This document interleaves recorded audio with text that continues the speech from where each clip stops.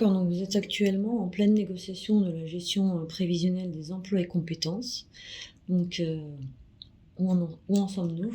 Alors c'est la GPEC, gestion prévisionnelle des emplois et compétences. Vous verrez souvent GPEC dans notre acte. Donc nous avons eu des négociations qui démarrent depuis quelques mois déjà, mais aujourd'hui on rentre dans le dur du sujet sur les premières propositions de la direction. Je vais en retenir deux, une plutôt positive et une carrément négative. Je vais commencer par la positive. La positive, c'est le développement de filières d'expertise. Donc ça veut dire que aujourd'hui, pour évoluer dans l'entreprise, il faut la plupart du temps aller vers des métiers d'encadrement puisque c'est vers là qu'il y a la possibilité d'évoluer en termes de classification.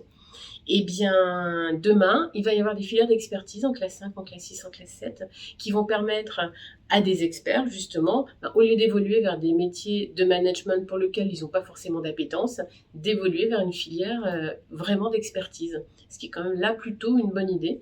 En revanche, en parallèle de ça, de manière à favoriser la mobilité, nous disent-ils, ils veulent supprimer les classes acquises. Les classes acquises, c'est ce qui permettait, lors de réorganisation, à des salariés qui perdaient leur emploi de rester quand même dans un domaine similaire, même si auparavant ils étaient classe 6 et ils passaient en classe 5 sur un métier certes un peu moins intéressant, mais ça leur permettait de rester dans leur domaine ou dans leur région d'ailleurs. Eh bien, demain, la direction ne veut plus de ça. Elle veut qu'on reste, si on est 6, on reste sur un poste de classe 6, on nous proposera un poste de classe 6 dans le bassin d'emploi, pas forcément dans l'endroit où on travaille, et pas forcément dans le métier qu'on fait aujourd'hui. Donc ça veut dire une reconversion qui, même si elle est accompagnée, ne plaira pas forcément à tout le monde. Si le salarié refuse ça, l'autre solution qu'on lui propose, c'est le congé mobilité. Ça consiste à partir en formation pendant qu'on est payé chez AXA, sachant qu'à l'issue de ce congé formation, on quitte de toute façon AXA. Et la troisième solution qu'a le salarié, c'est d'accepter un licenciement pour cause réelle et sérieuse.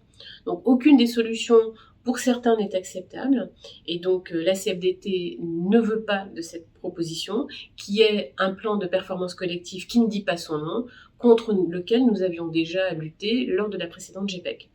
Donc on va voir, parce que la GPEC, elle n'est pas terminée, il y a encore 3-4 séances de négociation avant la fin du mois de juin, donc on reviendra vers vous de toute façon, sans doute sur un module du même type en vidéo d'ici quelques semaines.